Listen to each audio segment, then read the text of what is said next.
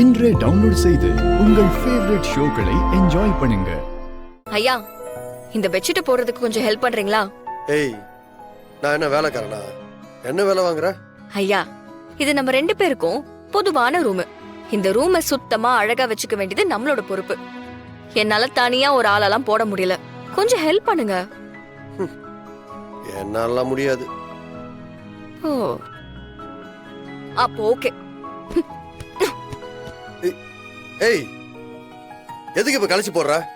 பின்ன நீங்க தான் முடியாதுன்னு சொல்றீங்கல்ல, அப்படியே கடக்கட்டும். இந்த மாதிரி ரூம் கிளம்சியா இருந்தா எனக்கு சுத்தமா பிடிக்காது.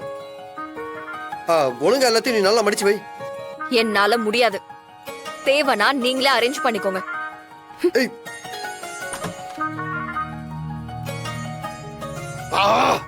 வெறுப்பேத்துறாளே.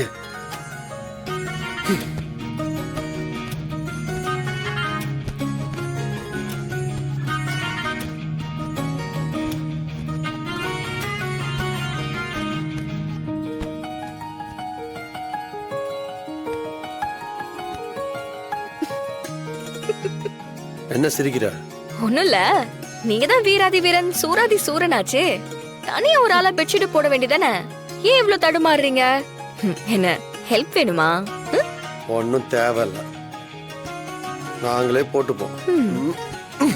ஐயோ, என்ன மொத்தமா வந்துருச்சு.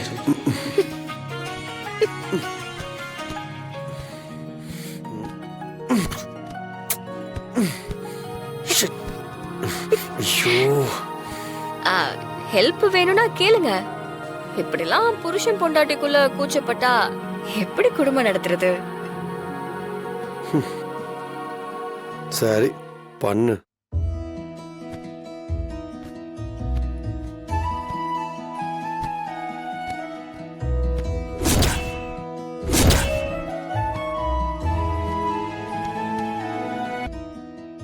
ரெண்டு பேரும் சேர்ந்து ஒரு வேலை செஞ்சா எவ்வளவு பெர்ஃபெக்ட்டா இருக்கு பாத்தீங்களா?